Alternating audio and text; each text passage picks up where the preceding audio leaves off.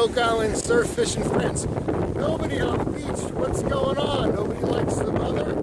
Hey, it's about November 16th. It's Saturday. The wind is blowing today, and it's cold. I'm bundled up out here, but you know what? We're gonna give this a go anyway. You know what? It's about mid-tide. Tide's going down, and we're gonna try something new today. We got some bait squid bait. Yeah, bait squid. No, it's bait.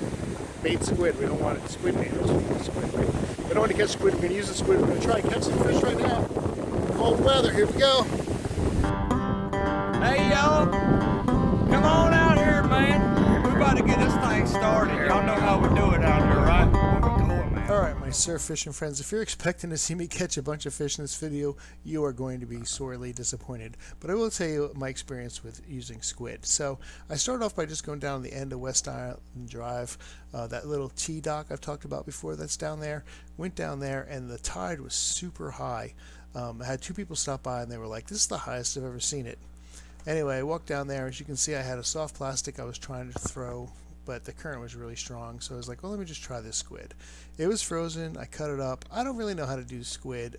It was only $3.99 at the Beach Pantry, which is about $2 cheaper than shrimp, so I thought maybe we'll give it a whirl.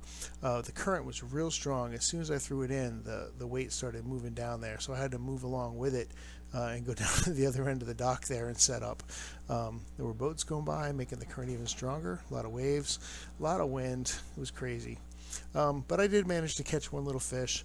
I got this little guy right here on the squid, and it's a croaker, and he's about the size of my finger. So it was getting really cold and rainy, so I just thought at that point I'm going to stop. My wife was calling. She was like, let's go get some food. Let's go out to eat. For some reason my wife doesn't want to cook for me. She can make me take her to a restaurant. All right, here we go. What to get? What to get? What should I get? So many menus. Sausage, pepper, and onion. Sub, what you got there, Kimmy?